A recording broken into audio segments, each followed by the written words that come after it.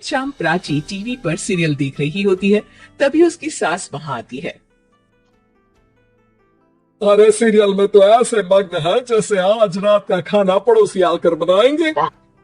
मुझे पता ही नहीं था आपने अपने बेटे की शादी पड़ोस में भी की हुई है। हैं? मतलब? मतलब इस घर में सारा काम बहू ही करती है, आप तो सिर्फ रोटे मारती हैं। अच्छा जी, फिलहाल तो तुम आराम फरमा रही हो, चलो जाओ, ये मेरे टीवी देखने का समय है। आहा, इसीलिए मुझे भगाया जा रहा है। सॉरी, अब तो बिल्कुल नहीं जाऊंगी। प्राची की इस बात पर दोनों सास बहू के बीच टीवी रिमोट के पीछे बच्चों जैसे छीना झपटी शुरू हो जाती है, जिसके बीच श्लोक भी काम से घर वापस आ जाता है। आज मेरी चूहे बिल्ली की जोड़ी किस बात पर झगड़ रही है? अरे तेरे बीवी मुझे टीवी ही नहीं देखने दे रही। अरे तुम्हारी मम्मी मुझे खाना बनाने के लिए फोर्स कर रही है। अरे वाह, ऐसे बेतुके रीजन पर तो बच्चे भी झगड़ा नहीं करते। अरे मुझे कुछ मत बोल, सब इसने ही शुरू किया है। हाँ हाँ, जैसे आप तो बहुत दूध की धूली है ना। अरे बस दोनों चुप। प्राची जाओ, खाने की तैयारी करो, और माँ तो छोड़ो, तुम्हें क्या बोलूं, शांति से अपना सीरियल देखो, मुझे दोबारा लड़ने की आवाज सुनाई नहीं देनी चाहिए। ऐसा बोलकर श्लोक वहां से चला जाता है, जिसके पीछे पीछे प्राची भी कुछ न कुछ बड़बड़ाते हुए रसोई में चली जाती है। हाँ हाँ, सासू जी को तो कुछ बोलेंगे ही नहीं, बस मुझ पर ही हुक्म चलता है, खाना बनाओ, जैसे मैं इनके घर में खाना बनाने के लिए आई हूँ।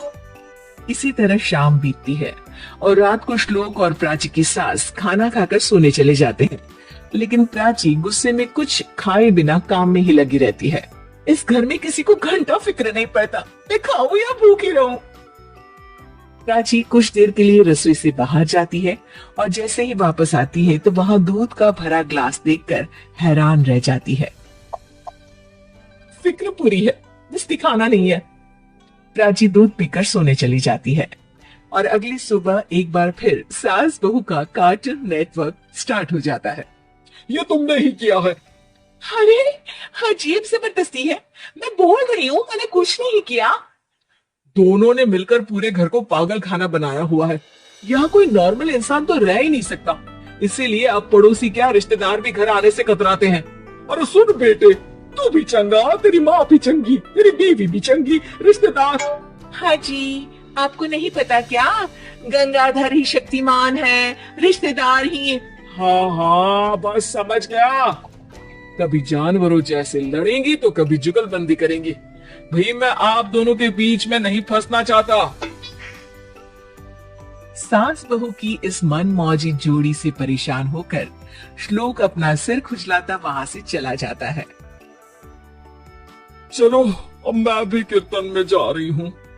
इस पर जैसे ही सास कमरे में अपना पर्स लेने जाती है तो वहां नाश्ते की प्लेट रखी देख मुस्कुराने लगती है और नाश्ता करके घर से बाहर निकलते हुए कुछ पैसे टेबल पर रख जाती है, जिसके कुछ देर बाद सिलेंडर वाला घर आता है। ओ मोरी मैया, मैं सिलेंडर के बारे में तो बिल्कुल भूल ही गई थी। घर खर्च के सारे पैसे भी मम्मी के पास है और श्लोक से बोला तो उल्टा 4 बात सुनाएंगे। प्राची ये सोच ही रही होती है कि अचानक उसका चेहरा चमक उठता है और वो घर में आकर इधर उधर देखने लगती है। तभी उसकी नजर टेबल पर रखे पैसों पर पड़ती है, जिन्हें वो सिलेंडर वाले को दे देती है। ये सब श्लोक देख लेता है। अच्छा बेटे, इतना बड़ा घोटाला, सबके सामने मैं तेरी दुश्मन और पीठ पीछे तेरी मेरी यारी। इस पर श्लोक एक प्लान बनाता है और शाम को सब एक साथ बैठे होने पर बोलने लगता है। माँ, तुम दोनों की बहुत लड़ाई होती है, इसलिए मैं सोच रहा हूँ कि प्राची को उसके घर छोड़ाऊं, इससे वो भी खुश रहेगी और तुम भी। अचानक श्लोक की ये बात सुनकर सास बहू शौक से उसकी तरफ देखती है। अरे ऐसे कैसे घर छोड़ाओगे, मुझे कहीं नहीं जाना। अरे तुमने बोला नहीं पर मैंने सुन लिया, तुम्हें मम्मी के साथ रहना अच्छा नहीं लगता, मुझे पता है। अरे वो अरे, जब बहू खुद कुछ काम बोले तो वो तुझे सुनता नहीं, और अब जो इसने बोला ही नहीं वो तू समझ गया।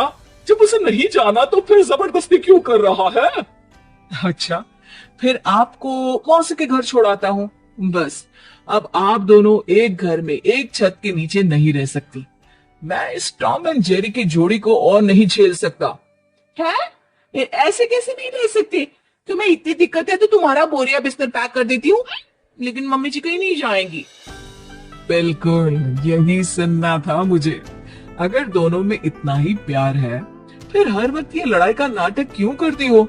देखा मैंने कैसे माँ किचन में दूध रखती है और तुम उनके लिए कमरे में नाश्ता रखती हो, और कैसे वो पहले ही तुम्हारी दिक्कत समझकर घर में पैसे रखकर बाहर जाती है।